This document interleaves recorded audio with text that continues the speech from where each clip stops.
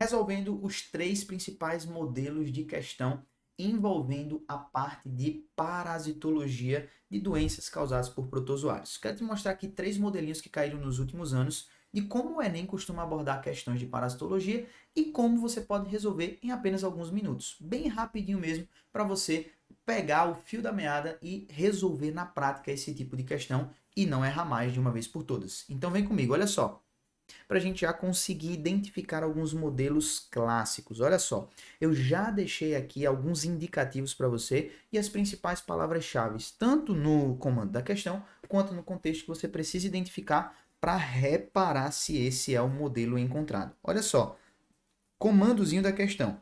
Esses investimentos filantrópicos poderiam melhorar a realidade de doentes acometidos pelo. Então, olha só, a gente está falando aí, no texto ele vai falar sobre investimentos aplicados para sanar essas doenças específicas. Quando a gente fala nesses investimentos, ele está associando a uma condição ambiental, e aí eu não estou falando do ecossistema, mas estou falando do ambiente em que a situação está ocorrendo, tá? Se é um ambiente rural, urbano, enfim. E aí a gente identificar essa situação de desenvolvimento social vai direcionar a nossa resposta, porque existem algumas doenças que estão associadas com essa condição social. Então, olha só as três partes ali que eu grifei no texto. Doenças negligenciadas, enfermidades tropicais endêmicas, então é algo que está associado a uma faixa tropical e acontece ali, então existe um nível de endemismo, e que são comuns em áreas pobres do mundo. Aí lá no final do texto ele vai falar sobre um alto investimento dos laboratórios aplicados em estudos. Até aqui, beleza, professor. Então, ó, esses investimentos podem melhorar a qualidade ou a realidade dos doentes que são acometidos pelo quê? Então ele quer saber qual dessas aí é esse grupo de doenças negligenciadas, que são enfermidades tropicais endêmicas e que estão associadas a áreas pobres do mundo. Pelo contexto que eu listei aqui, você olha as alternativas e você já sabe qual é a resposta. Mas calma, tá bom? Vamos lá para o nosso segundo modelo. O segundo modelo está associado diretamente a um ciclo parasitológico específico. Então é muito importante a gente, de fato, conhecer alguns ciclos para a gente não ser pego de surpresa, especialmente quando a gente tem alguns outros hospedeiros além dos humanos, tá? Que podem estar influenciando aí como foco de transmissão, tá? E aí ele vai perguntar o seguinte no comando dessa questão, ó, em qual material biológico dos cães a presença desse protozoário representa um risco de transmissão dessa zoonose. Então, primeiro eu tenho que saber qual a participação dos cães dentro do ciclo dessa doença e, primeiro de tudo, eu tenho que saber qual é essa doença. Quando a gente olha lá para o contexto, para o comando, a gente vai ver logo que é a leishmaniose visceral. Então, a gente está falando aqui do calazar, tá? E a gente sabe que os cachorros, eles podem ser acometidos com calazar também, é uma doença bem sacrificante para o animal. E quando ele é infectado com essa doença, o que é que acontece? Ele se torna como é que eu posso dizer, um reservatório.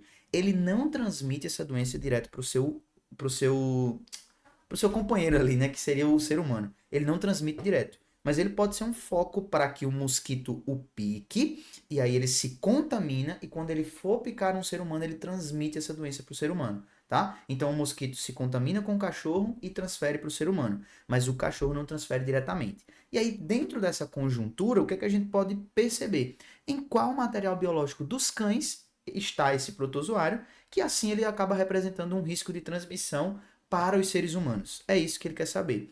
E aí a gente vai analisar isso depois para chegar na resposta. Mas é um detalhe do ciclo parasitológico. Então, quando a gente está estudando ali o ciclo da leishmaniose, a gente vê os cachorros como um importante reservatório, como um hospedeiro que pode servir ali de contaminação para os mosquitos vetores, e esses mosquitos contaminados a partir do cachorro vão ali contaminar o ser humano também, tá? Então é algo muito interessante para a gente entender essa participação do hospedeiro na contaminação, tá? E o terceiro e último modelo é sobre uma sintomatologia específica. Esse modelo aqui de 2020, você percebe que ele é mais antigo e ele é menos recorrente, tá? E aí o que é que acontece? Ele é um tipo de modelo mais específico, porque você precisa compreender e saber aonde aquele parasita está se instalando, qual a relação dele com o seu hospedeiro, para saber qual seria uma sintomatologia associada. Existem doenças causadas por protozoários que têm sintomatologias muito clássicas, como por exemplo a doença de Chagas, que vai ter aí, né, especificamente a localização dos parasitas em musculatura, tá? E aí a gente tem aquele acúmulo de parasitas no coração que provoca a cardiomegalia, tá? Então isso é um ponto importante. Então a gente precisa ter um conhecimento. Já outros têm a associação com febre de um tipo específico, como é o caso da malária e assim por diante, tá? Então vamos lá, ó. Veja só o comando da questão. Ele vai dizer: essa doença constitui um sério problema socioeconômico para a região citada porque provoca. Então olha só, o que é que ela provoca? Eu preciso entender o sintoma para saber o que é que ela pode gerar ali para a minha população, tá certo? De problema socioeconômico. Aí vamos lá para o contexto. Ele vai dizer o seguinte, ó. A sintomatologia, ela está associada a efeitos debilitantes, tá? E por ter esses efeitos debilitantes, reduz os esforços das pessoas para desenvolver seus recursos econômicos, tá? Afeta a capacidade produtiva, impede as pessoas de melhorar suas condições de vida e prejudica a saúde da população e o desenvolvimento socioeconômico da região. Então, tudo está muito associado a esse conceito aí, ó, de efeitos debilitantes. E aí ele está perguntando por que que isso acontece, tá? Essa doença constitui um problema socioeconômico para a região, porque provoca o quê? Então, quais são os sintomas que acabam causando esse cenário do contexto? É isso que a questão está perguntando para você.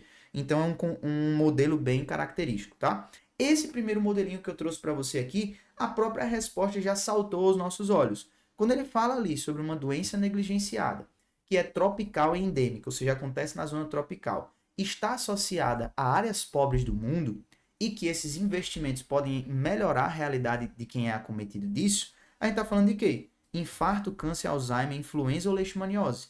Quando a gente fala desse contexto de área pobre, né, que a gente tem ali uma área mais urbana com péssimos acabamentos de casas ou maior contato com essas populações de mosquitos, é algo relacionado com a zona tropical. Aí a gente já vai tirando, né, infarto, câncer, Alzheimer, que não tem a ver com áreas pobres, nem muito menos com zona tropical. O influenza poderia ser o que traz ali uma situação mais plausível para a região tropical. Porém, com áreas pobres do mundo, não. Não quer dizer que áreas ricas do primeiro mundo não sejam afetadas pela influenza, né, pela gripe. Então, a gente ficaria de fato aqui com a resposta da leishmaniose. E aí, em 2024, caiu dessa forma. 2023, a gente teve uma questão também trabalhando aí sobre a leishmaniose. Só que aí perguntando um detalhe, uma particularidade do seu ciclo parasitológico. E aí a gente conversou sobre aquela questão dos cães, né? E aí ele vai falar aqui o seguinte, ó, o cão é considerado um importante hospedeiro desse protozoário, podendo ou não apresentar sintomas da doença, como perda de peso, tal. Em uma região que sofre com alta incidência dessa doença, uma campanha do Centro de Zoonoses buscou verificar a presença desse protozoário nos cães para tentar controlar a doença. Por quê? Como eu falei lá no início, o mosquito pode picar o cão e aí ele se contamina com os protozoários que existem no sangue daquele cão e aí ele vai transmitir isso para o ser humano. Então, o cão doméstico ele acaba se tornando ali um reservatório daquela doença. E aí o material que a gente vai ter em contato aí para transmissão que representa um risco é de fato o sangue, já que os mosquitos, né, do gênero Lutzomia aí, os flebotomíneos que estão envolvidos com a transmissão da leishmaniose, eles são mosquitos hematófagos, beleza? Todas as outras opções, elas estão mais associadas com o método de transmissão direta do cachorro para o ser humano, contato com secreção ocular, com fezes, saliva ou urina. O sangue era a única que podia estar relacionada aí com o vetor. Então, se você lembra do detalhe do vetor do ciclo parasitológico, você corre direto nessa alternativa, tá? As outras não seriam plausíveis porque elas pressupõem um contato direto entre o cão e o humano. E não é assim que se dá a transmissão da leishmaniose. E a terceira e última questão, que vai falar sobre a malária e os seus efeitos debilitantes, essa doença constitui um sério problema socioeconômico para a região citada porque provoca o quê? Então, olha só, o principal ponto da malária são as suas febres intermitentes, tá certo? Que elas ficam indo e voltando cada vez mais fortes, ok? E esse fator debilitante sobre os indivíduos. Então, quando a gente olha para a letra C, ele fala sobre febres constantes e intermitentes, associadas à fadiga e dores de cabeça que afastam o doente das suas atividades. Esse é o principal contexto, tá? Então, por isso a gente ficaria aqui com a letra C. Mas por que não as outras, professor? Porque são sintomatologias não associadas com a malária.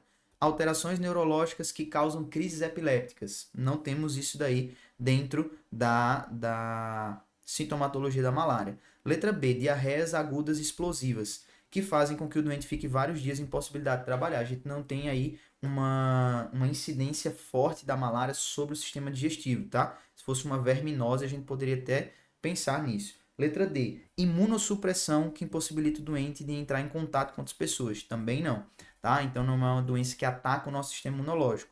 E letra E, uma infecção viral. Aí você já para por aí, tá? A malária, ela é uma infecção de protozoário, ela é uma protozoose, tá aqui, ó, epidemiologia de malária no mundo, tá certo? No município de Belém. Então a gente não tá falando de uma infecção viral. Pegou a ideia? Conseguiu pegar as visões?